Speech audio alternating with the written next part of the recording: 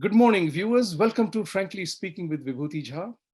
And as you know, in few days' time, November 3rd is arriving at our doors. And we will know whether Mr. Trump retains the White House or if the challenger, Mr. Biden, makes an entry there. There are several issues arising out of that. This is a great campaign, great fight. It has been a bizarre fight. This is also very interesting in the sense that coronavirus played a game with the whole scenario. Campaigns have been restricted. So the question now arises, we are in the last 2 minutes of the football final drill, last 2 minutes. In cricket analogy, is the last over and Trump has to score 12 to win, or 13 to win, or 14 to win. In basketball analogy, it is 5 seconds remaining and Kobe Bryant is moving to the ball to score the three-pointer to win the match. So we are to draw the sports analogy to bring the point home. So we will discuss this matter as to how does the campaign stand today for both the teams, who is having a momentum, who has gained momentum after the second debate, and whether the results will be all out on November 3rd, or are we going to see a protracted battle happening, count, recounts, and mail-in votes and everything else. So to discuss this entire election scenario, which is going to have significant impact and implication for the world around us, geopolitically, militarily, socially, and every single way that we can think of.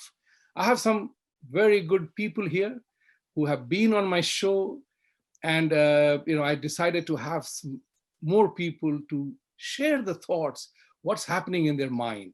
It's like the mind working in the night before the dawn. Every soldier is thinking of his own thing.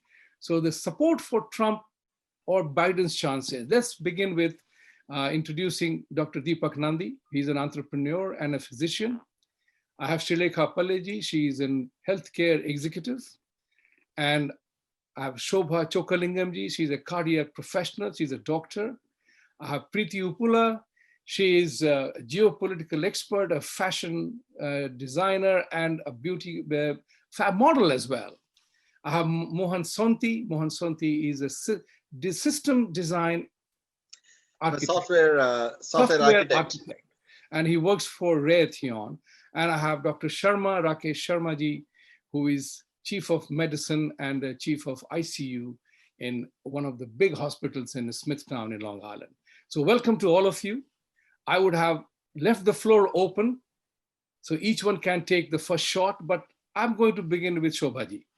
Since you are dealing with a matter of heart and mind, so tell us, how are you feeling about whoever candidate you are supporting going in the final shootout?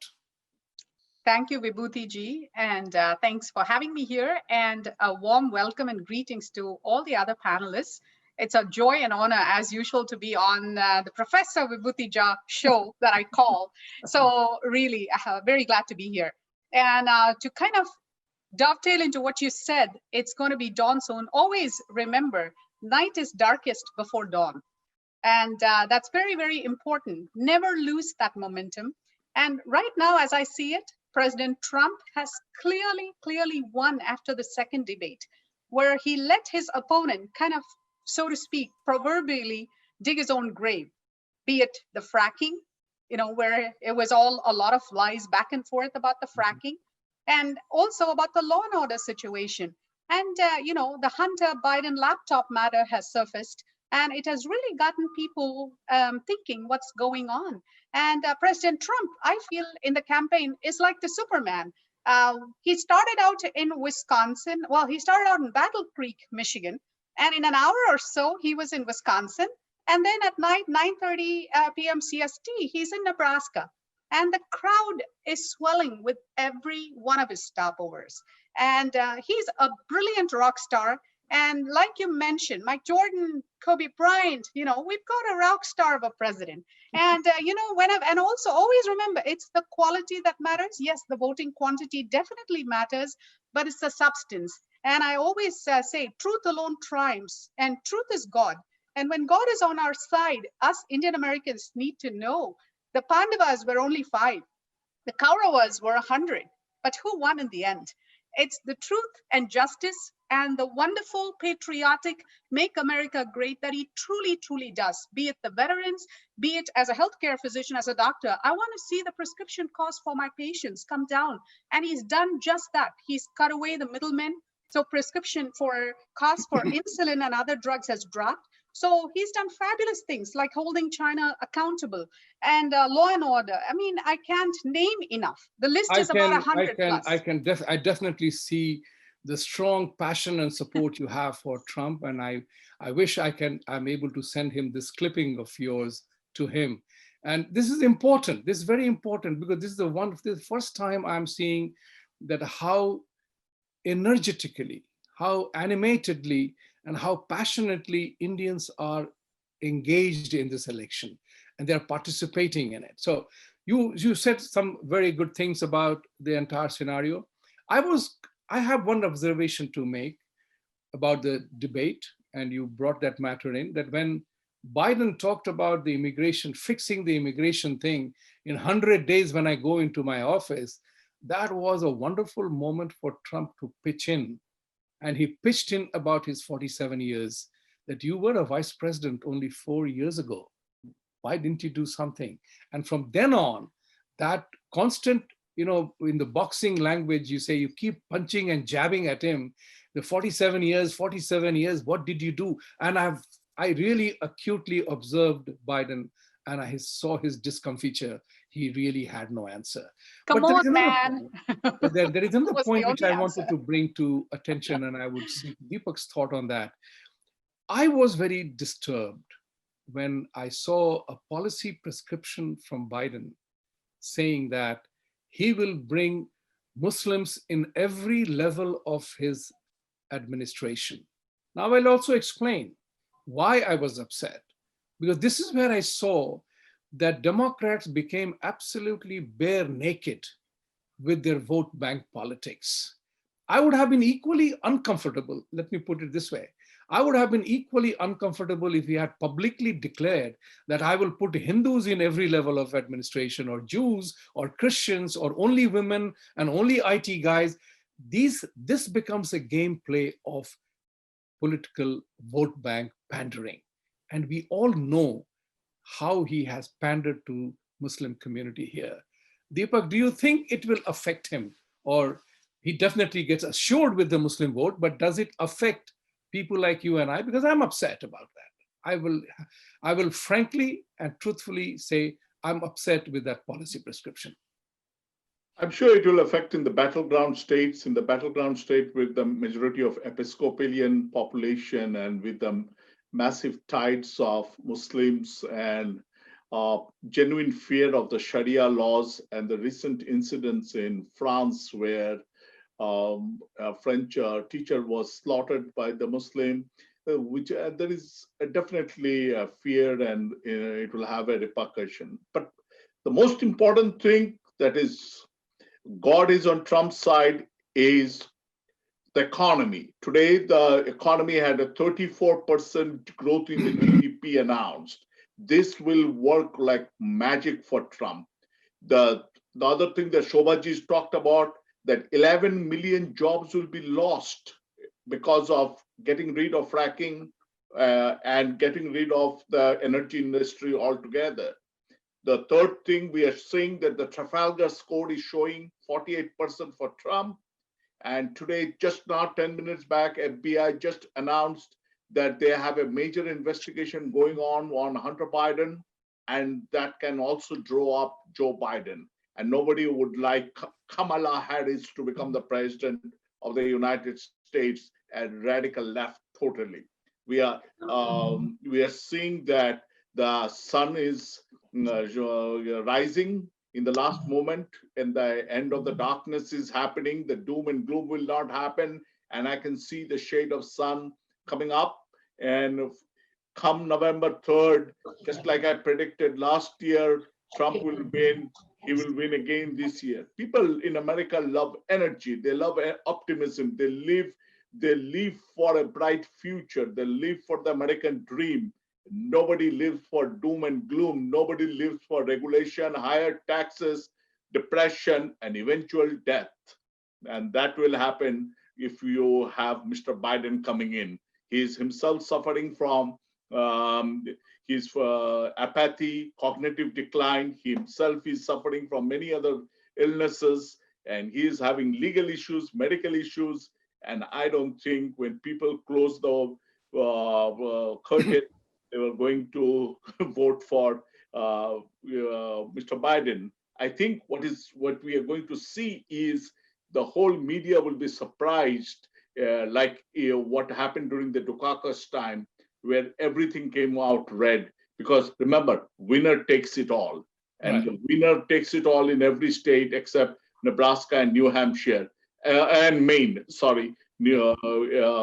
So if the winner takes it all, you will see that Trump will definitely win in all the states. That's a very powerful and strong forecast, Deepak. And as a Trump supporter, I'm definitely hoping that to be absolutely 100% accurate. So since Mohan raised his hand, so I'm going to check with Mohan about one thing particularly. Do you think election results will be known on November 3rd, or the big data? The only two groups of people know the true data, both the campaigns. They know what is happening inside. Rest of the polling is depending on whose polling you look at. And Deepak mentioned about Trafalgar and a couple of other polls, but that has been because the mainstream polling has been very disastrous. It is skewed in favor of Democrats. So as one of the pollsters said, that if Trump wins, polling business will be out of business. So because nobody will trust any polling business hereafter. But it's deja vu time all over again. So I wanted to check with you your thoughts on whatever you wanted to say about when you raised your hand. In addition, about the possibility, do we have a result on November 3rd, or we have to wait for a few days? All right. So the reason I raised my hand is one point I wanted to mention is the events, not just in France that happened in the past, but there are new events that happened just today. Yes. So regarding your previous question on, giving all this, a lot of good plum positions to Muslims, I think they're doing their part pretty well in France. So people understand it, and those are the happening events. So they can see a reflection of that pretty soon in America. So obviously, I think people learn it from somebody else's experience. So I think we'll do good in that. Now, regarding the results on November 3rd, I know that some of the states like Georgia and few other states have extended it till November 7th for the deadline for USPS to deliver the mails.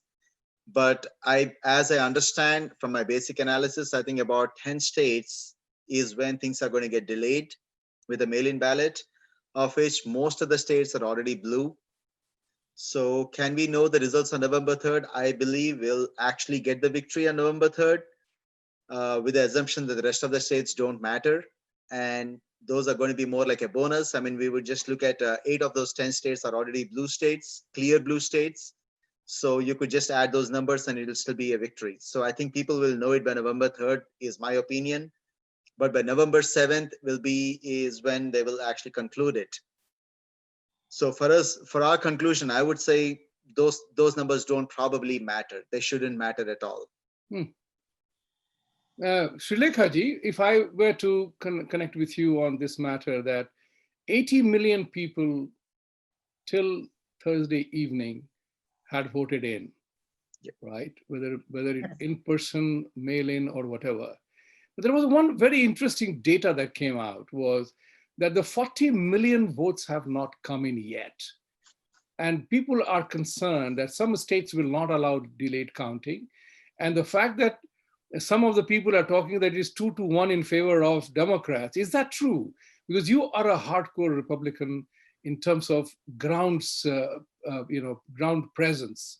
Share your thoughts about this early voting. And large number of people participating is a victory of democracy. That is definitely good. I'm checking with you whether this large number of voting, where does this go in overall scheme of things? So Vibhuti Ji, that's actually a wonderful question. And I run campaigns and elections for Fairfax County GOP. So I kind of see what is happening in the ground level. In fact, I actually divide sample ballots for the party at the ground level. So it all depends upon the county level. So in Fairfax County, for Republican side of things, turnover is actually not very good for Republicans. So when you have such high turnout, that's actually a bad sign for Republicans, because then you know Democrats are the ones that are coming in droves. Then you're having a lot of low information voters. And we also have what is called as Adams Center around here, where we know what is happening in Adams Center, which is a lot of Muslims are told how to vote. There is a block voting that is happening. There is a lot of unionized votes that are basically told how to vote. There is no more retail voting that's happening. So basically these union votes are a controlled voting system that are basically told by a person. They're given democratic ballots and are just basically told to vote all blue. So in this particular part of county, which is Northern Virginia area, so when you see that high volume of voter turnaround, that's bad for Republicans. Whereas if you go down the south of the area, if you see that happening, that's good for Republicans. So it completely depends upon the area. So do you think that the Republican voters will come on physically on November 3rd? So yes. Or this is it? So Republicans are very traditional Republicans, right? So if you're seeing high turnout on election day, that's all Republicans. If you're seeing high turnout before elections, that's all Democrats. Mm-hmm. So that's just how Northern Virginia is structured. So currently what we are seeing is all Democrats coming out. But there was a very interesting data. This was a thing that Democrats are outvoting Republicans 2-1. That is correct. In reality, there is only one place it is happening. It has happened. Only one place that the Democrats have outvoted. Otherwise, early voting in a couple of states, Republicans are ahead. And majority of the places, it's narrower, much narrower than 2-1. And that observer was talking about the fact that it could be a good sign for Republicans. What do you think, Preity, about that? Well, namaste, and thank you for having me on your show. There's so many ways to look at this. I think as far as the just with the ballots and so on, yes, I think there is obviously a large silent majority that will show up on the election day. They don't usually take polls, and they don't even share who they're voting for. So just like 2016, I think there'll be a repeat of that. I'm suspecting that some of these mail-in ballots will be invalidated at some point in certain states, which is going to work out, I think, obviously for the conservatives. And I mean, it's interesting.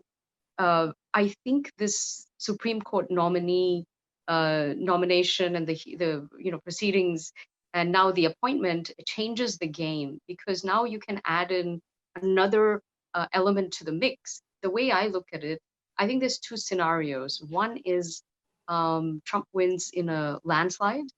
The second is he doesn't win, but he contests it. And that's when a contested election will eventually end up in the Supreme Court, where it needs to be decided judicially. And I think that's when his pick will sort of come to the rescue, so to speak. So that's the very, very last straw, I think. So if you look at those scenarios, I mean, if he wanted to push it all the way, he could do it legally. And so I just even think it's not even feasible that the Dems can win, sort of in a clear fashion. It's going to be very messy. I suspect that it won't just be contested with the presidential race. I think some of the Senate races might also be contested. I think there's a lot going on with the Senate races. Right. Very tight, flipping, and all sorts of interesting things happening, and people really questioning, what has Congress done for us? What have the politicians done for us across the board? I think the American people are very, very angry. I think what you said, Preity, is absolutely correct, and I think you echoed Dipak's sentiment that win in either way, whether I win landslide. If I don't win landslide, I have the courts to support because there are so many judicial matters, the challenge that has to be done. But I'll come to another topic, and I want to bring in Dr. Sharma in this. If most of you may or may not know, he did my COVID test post October 1, my trip to Bedminster Club, and he declared me negative, which was a remarkably positive news. So thank you very much, Dr. Sharma. And he's also in charge of an ICU, and he has been in if I know anyone who has been the forefront of COVID battle, this is him. So I'm privileged to know you, doctor. A lot has been talked about. This winter surge in coronavirus has happened. And it's very interesting that the coronavirus surge is happening in the battleground states. And one of the segments of voters that Trump might lose is the senior citizens who feel that Trump didn't do enough. So I have admired your input on this, and I want my audience and all the people to hear your thoughts about that again, as to what Biden is talking about. I would have done differently. I say, sorry, Biden, you wouldn't even have known what to do, because you would have been sitting on trying to derive a consensus based on scientific principles, and science would have been given you multiple options. The question of decision-making would have become key as a leader. So doctor, your thought on coronavirus, and how fair is the process to judge Donald Trump only on corona success or coronavirus? Okay, so Vibhuti, looks like you have put me in the witness box in a court, so I have to tell the truth and nothing but the truths. So I have to put my hand on Gita. So if it comes down to COVID-19 only, then I would not call it politics. So election is never fought on one point or just one agenda. As far as voters are concerned, they look at everything that incumbent has done or the challenger is asking to do. So President Trump has done a lot for the country in the last 4 years. Yes. We all know that, whether it's taking China for whatever they have been doing, or being very nationalistic, building a wall, economy, unemployment, all these positive things. So President scores in all those things. When it comes to COVID-19, since I took the oath and to tell the truth, I will only tell the truth. I'm not bringing Vice President Biden into this equation yet, but if I'm just talking about President Trump, I think he did not do a very good job. I'm a big supporter of President. Everyone in my hospital knows that if there's one die-hard fan of Trump, that is Rakesh Sharma. So people hate me if they don't like Trump, and they love me if they love Trump. But when it comes to COVID-19, I think we did blunders in the United States.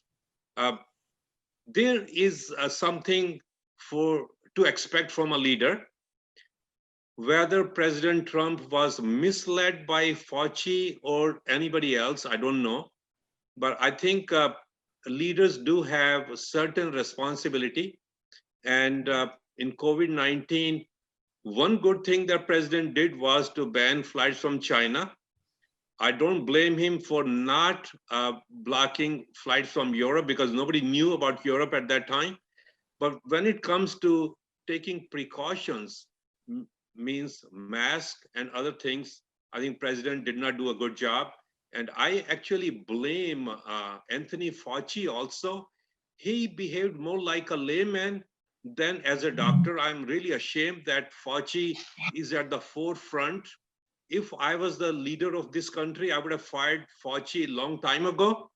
I think he's only a Monday morning quarterback. If you all recall, Fauci didn't even say to wear mask for at least 2 months after we had outbreak of COVID-19 in US. So whether you blame President or Fauci, I don't know, but leadership is the one that needs to be blamed. At the same time, I also blame all the governors of US and the senators, congressmen, because it's not just the president who's responsible to deal with COVID-19. Because states have their own responsibility. And most of the states did a terrible, terrible job. Only person I would recommend who did great job was Governor of Ohio, who very early on told that he's actually blocking people from leaving Ohio State or coming into Ohio. So I will give him 10 out of 10. Yes. Now coming to Biden. Vice President. You have 1 minute for Biden. Yeah. Vice President Biden is being a Monday morning quarterback. I don't think he would have done any better. The reason being he has never taken any decisive step in his life. He has not been a leader. So he may say whatever he wants to say, but he would not have done anything good either as far as COVID-19 is concerned. So would someone else have done a good job? Maybe.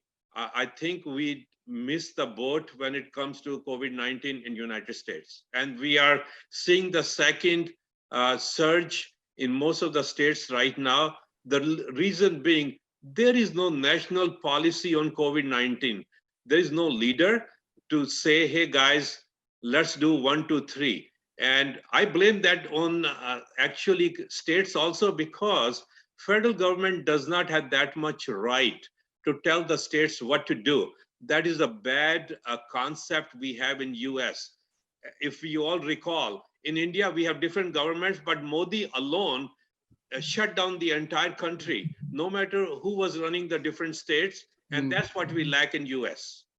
That's a very elaborate explanation, and I would want Dipak to say something on this matter, because Dr. Sharma referred to national policy and the state jurisdiction in this matter.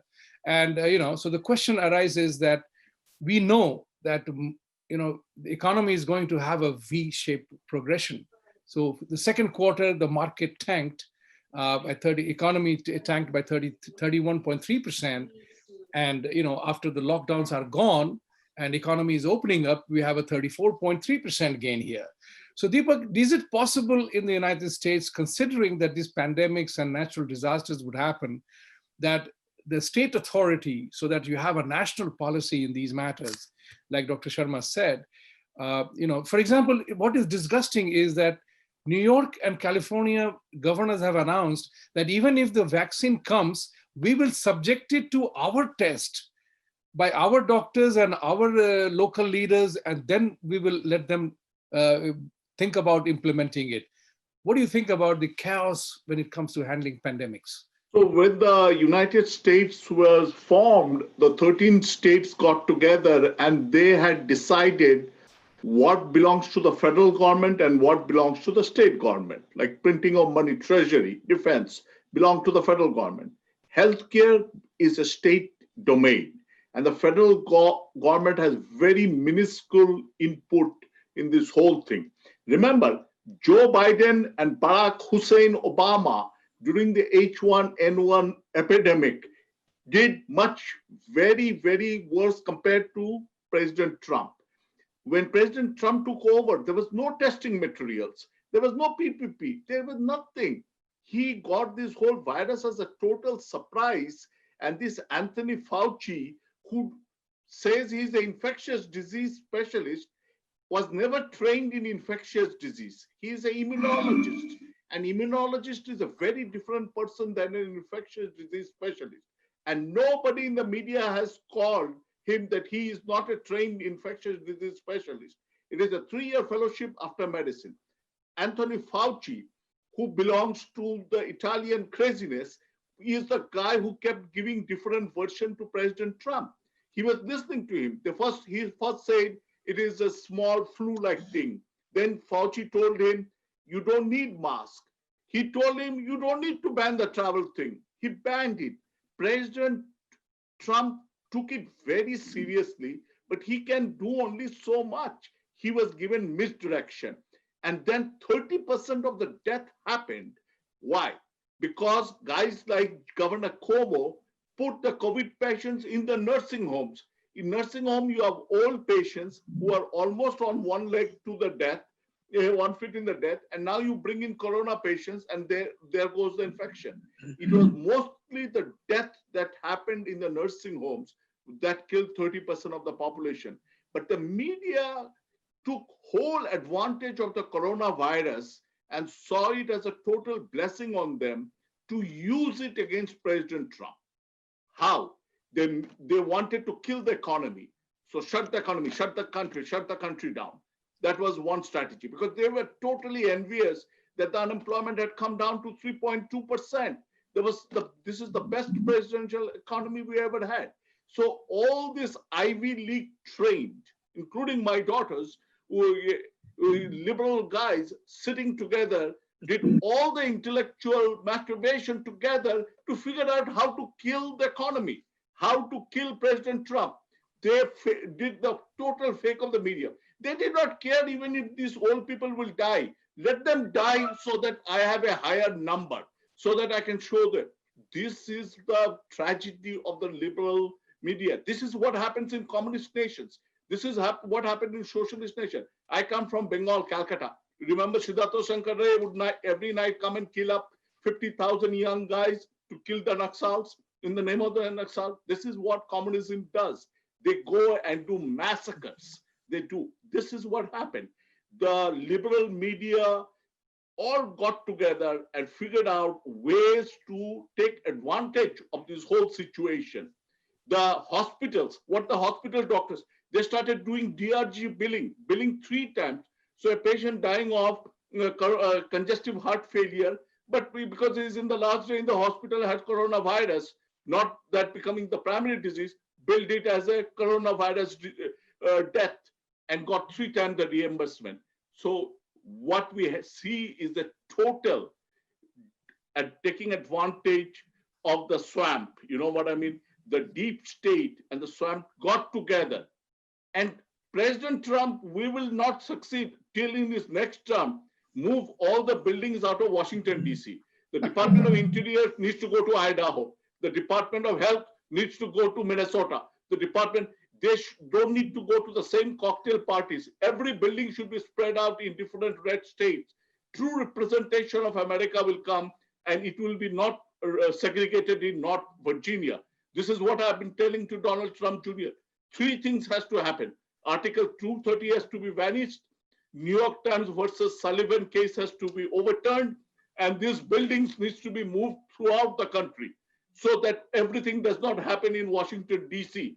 So you don't have these cocktail parties and this swamp where the right hand scratches the left hand.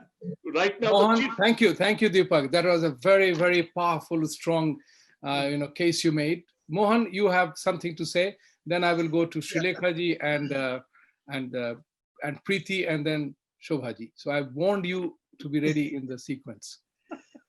All right. So, so I just have a quick point about this, just mostly from a political standpoint. I mean, I'm not a medicine, a doctor, or anyone, but mostly from a political standpoint, you can see that you have like America as a federal structure. So president itself doesn't have as many powers.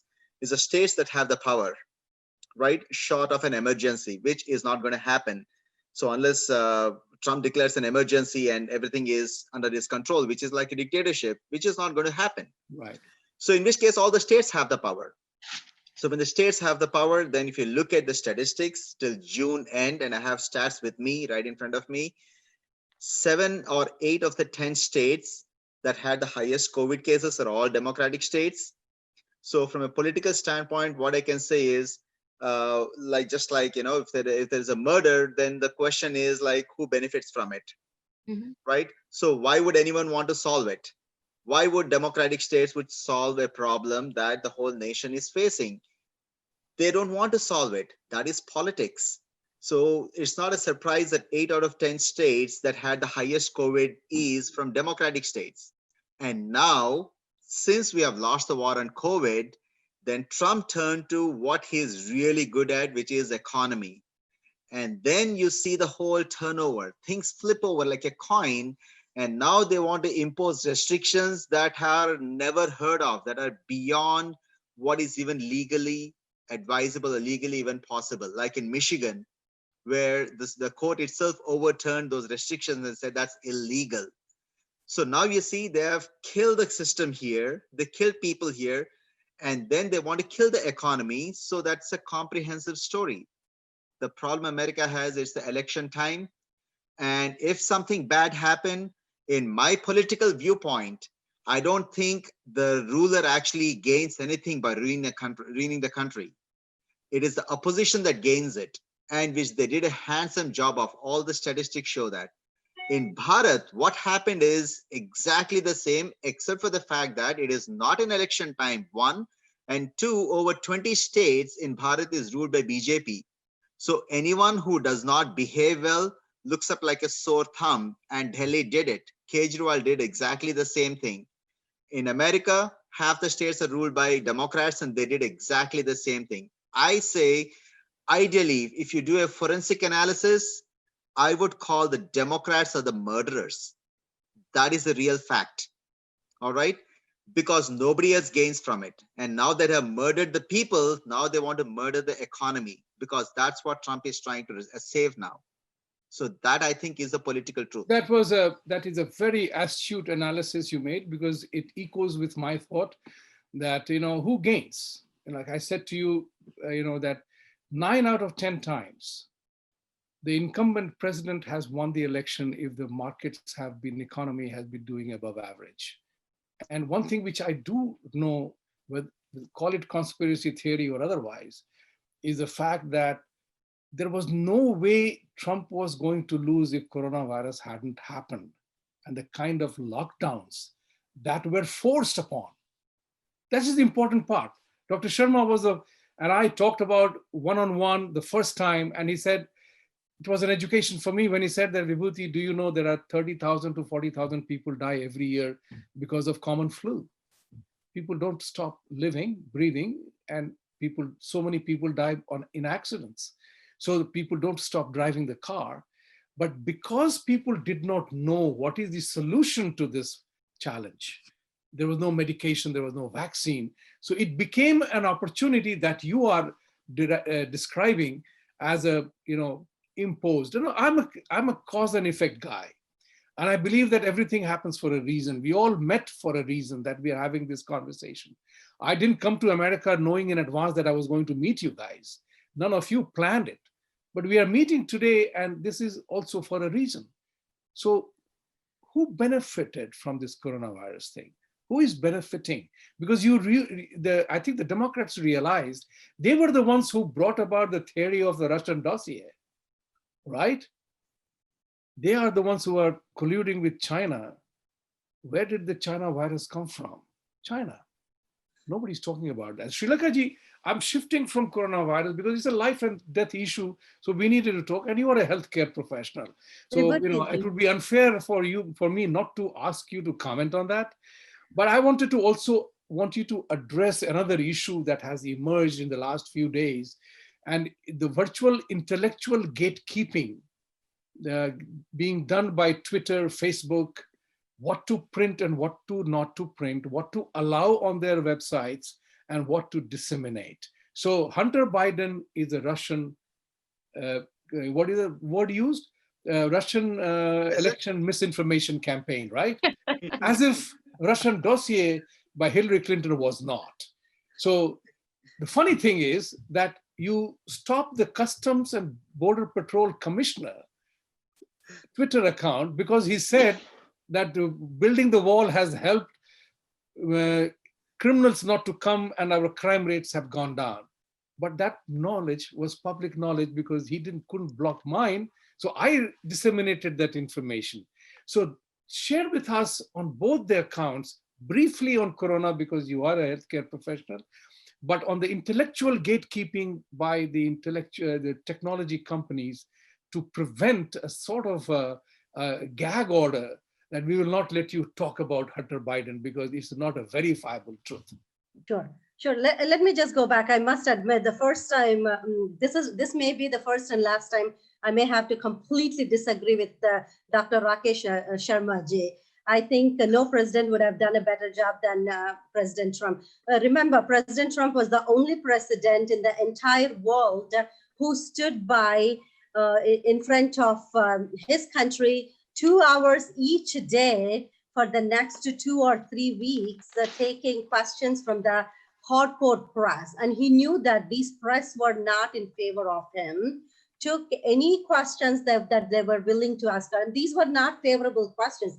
These were CNN people. He knew that they are going to not give him a good press. He was willing to stand in front of him and take brutal questions. And he knew that Fauci was not his friend to begin with. He was willing to let his ego aside and let Fauci lead the team because he knew he wanted Fauci, Dr. Fauci, to kind of lead the team. And one thing Biden said during the debate was that you hid all the truth because you thought American people would panic. American people don't panic. No, American people would panic. Did you see that the minute coronavirus thing came out, people were near Costco buying toilet paper and filling the cart with toilet paper? If these things, there were certain things that President Trump did not come out because the entire stock market would have crashed the day one if President Trump did not restrain some parts of the information. There is a reason why President Trump kind of staggered the information, unlike Biden, because Biden wanted this entire economy to fail. There is a reason why he's in the opposition party, because he had a very good incentive for the entire economy to fail, whereas President did not want this country to fail. So I must have to completely agree with Dipak Ji and Mohan. So moving on to this is great that you said what you said. Dr. Sharma is smiling. All of us are good friends. I will not have a battle royal on that. We have spent enough time on coronavirus, right. So that argument is over. But tell me about that intellectual gatekeeping. That's my favorite phrase. That whether it's a Google or wherever they are indulging in, and I'm angry about that. Yeah, this is a censorship. What I saw in India in emergency, and that must not happen here. Yeah. And I think, and that's precisely what I tell about this social media. I mean, that's exactly what it is, socialism, right? I mean, the way liberals are fan of socialism, I say this Facebook and Twitter are all moving towards the socialism. I mean, we call it as free medium of information. The minute we start using all of these alternative medium as social, they're form of socialism. You use it for free. They kind of utilize our information and ban us however they would like us to ban.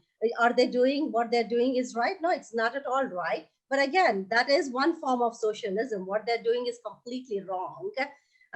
But do we have other choices? No, we don't have any other choices. I think Mohanji, you are a policy expert. If you would like to elaborate on that. Actually, the previous you have 30 seconds to elaborate on that. Yeah, go ahead, Mohan. So the previous conversation, I think the last time interview, it kind of ended with on that point. So the most important thing that every American need to know is the difference between a publisher and a platform. Yep. So media is a publishing company. They have a certain set of rights and they have certain set of duties, some certain checks of balances, right? A platform is a different kind of a system where they only need to comply with the most basic rules, such as you cannot allow an R content, or you cannot allow pedophilia, you cannot allow a bunch of things. Except for those things, they cannot be the judge of what is the right and the wrong content, what is true and lies. That is the rule of a platform. A publishing company, when CNN says something, they better back it up. That is a publisher. When we have the differentiation, each one have their own specific licenses and everyone has their own specific rules and guidelines, and they get that. Google, Twitter, and Facebook are platforms. So they have no right to tell anyone on what is the right content, what is truthful and what is not truthful. I have the right to say that I flew to the moon on my wings. They cannot stop that because they're not the judges of truth and not truth.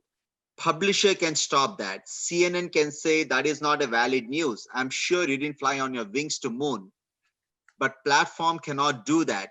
So what they did is technically breaking the laws.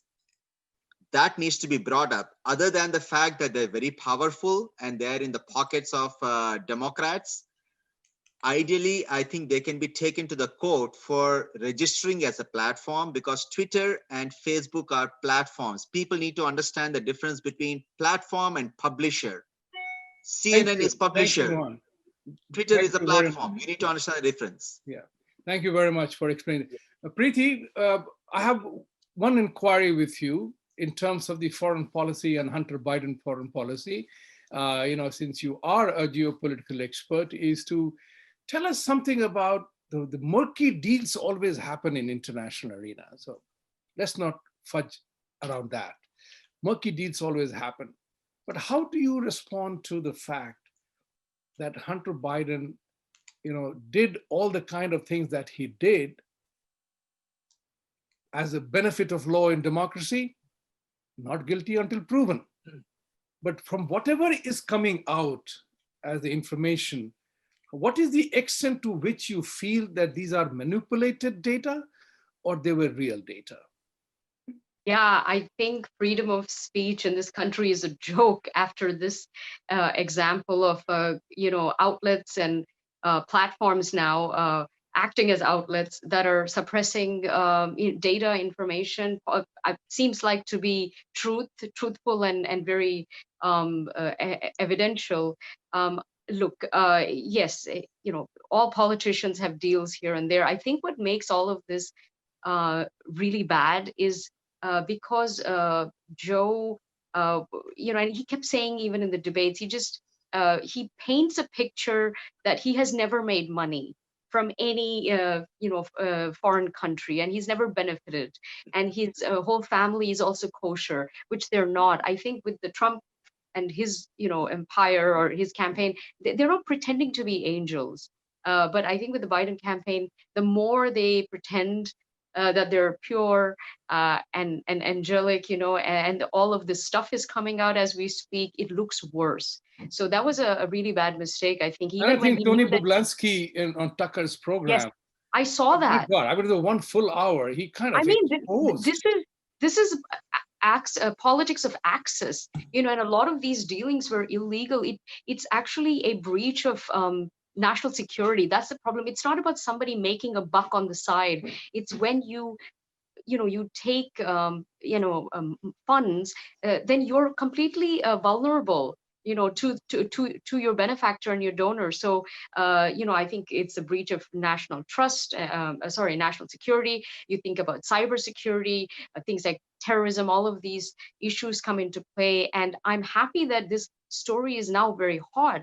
I mean, I remember there was a beautiful post on Facebook today saying around the world, front page news is this laptop story, except in America. I mean, I do all these news channels and news interviews with channels globally, but also in India, and even CNN in India talks about the laptops. So why isn't this, it should be front page news, but nobody wants to touch it. And I watched their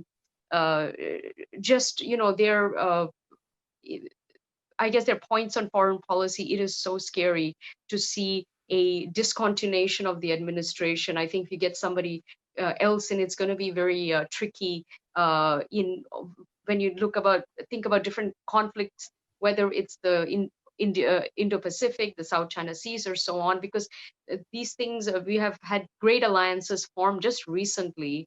Everybody's ready to go. And then I think to disrupt that, and then maybe people have the new administration will have a different view on the alliances. This is not going to pan out well for America or its allies. So I really worry about. Thank you very much for your thought. Shobha ji, I was going to go back to the debate number 2 that happened, and Trump was very, very well composed. I won't say well behaved. I would say he was very well composed. Behavior is a subjective matter. You may like my behavior, I may like yours, but 100 other people may not like our behavior. So behavior is a subjective matter.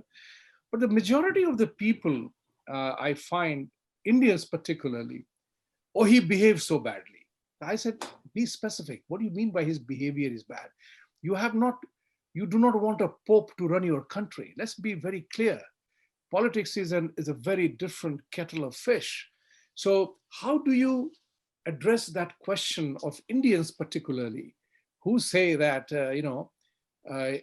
his behavior is bad? So I asked, what point? Your thoughts on this?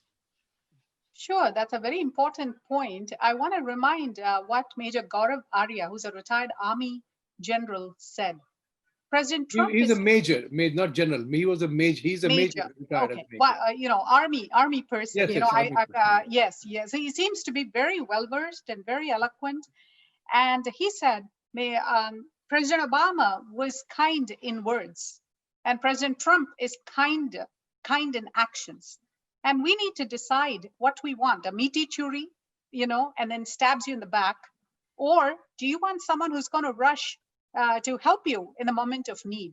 When China attacked India at the line of control, actual control, it was Mike Pompeo, the Secretary of State, who first issued the statement. We're not going to stand by and watch when our allies are getting pounded by China. And, even before MEA Jaishankarji said anything. So coming back to the actual debate, I mean, in our profession, 1 second, a few seconds can mean life or death. We don't sugarcoat. We just do the action. And Trump is a New Yorker. And I love that about him. There is so much time that's lost in being nice. And nice only goes so far. One of my nurses, says, well, nice only goes so far. Then you have to do the action.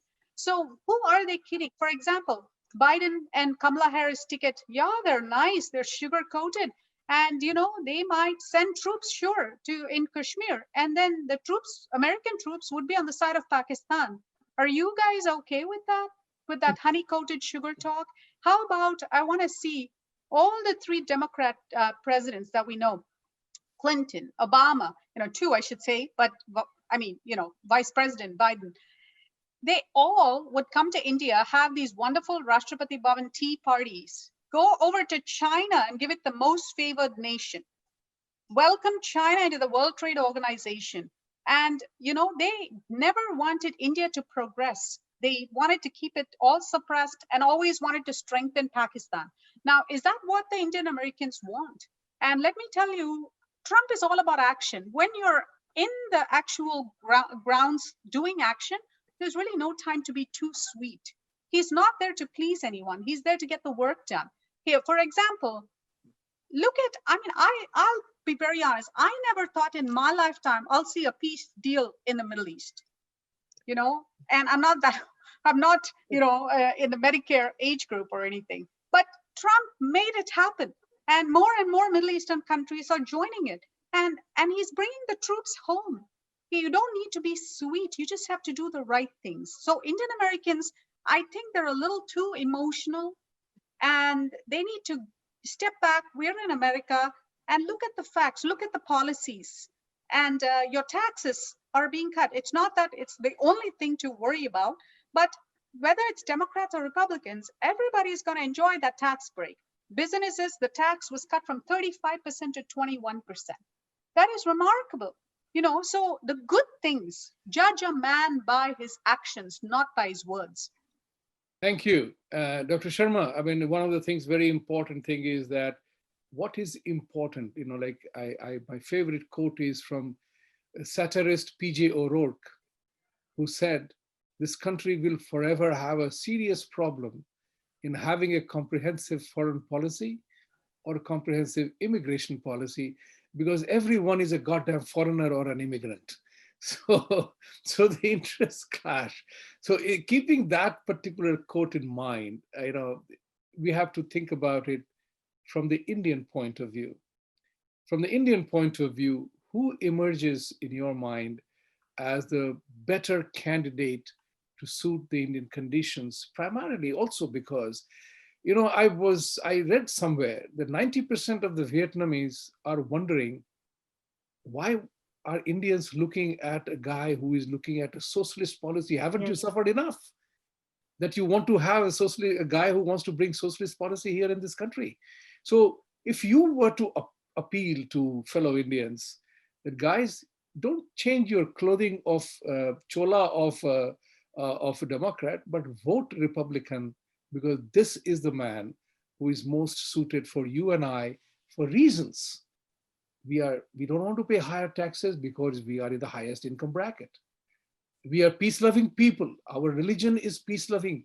So our Sanatan principles are peace-loving. So we don't like these Black Lives Matter or leftist loonies attacking businesses which are all the small and medium businesses. Like your business and everybody's businesses, we are all into small and medium businesses, regardless of whatever money we are making. We have one office. Why must Indians be enamored by the democratic charm? I have a theory, but I'll tell you after that, after what you have said. Okay, I think we Indians who grew up in India have one bad teaching that we realize now. And the bad teaching is we were only taught about Mahatma Gandhi and Jawaharlal Nehru. From our childhood, we were told that these two people made India and that's what we should follow. So Indians, before even they come to US, they all were Democrats. If you all remember, we used to love JFK. So as soon as we came to US, we thought JFK was the best president. He was a Democrat. So we all became Democrats when we entered United States. Number two, when we live here enough, we realize that we need to follow those leaders who are actually good for this country as well as for the country that we left. So when we look at that, we finally realize that it's President Trump who actually will take care of India or will stand with India, not Biden, not Bill Clinton, or not anyone else who belong to Democratic Party. So if I have to choose between Vice President Biden and President Trump, we all know the answer very well. I have been biggest fan of Trump when he started to run for primary in 2015, actually. And coming down to Indians who live here, what's my approach to them? Very simple. If you vote for Biden, you want more Islamists in India, you want China to take some other part of JFK, J&K or Ladakh, or do you want a president who's going to stand with you? Do you want a president who will keep Islamist people away from India? So Indian Americans who live in this country, I just have one request. Please leave Gandhian theory at home. Do whatever you want. You want to say in public that you love Biden, that's okay with me. But when you go to the go for vote, please vote for President Trump, because he's the one who's going to take care of the country that you left, and he's the one who's going to take care of the country that you live in. Thank you very much. Thank you, everyone. I mean, this has been a fascinating, points made by all of you on Corona, on debate, 47 years versus 47 months.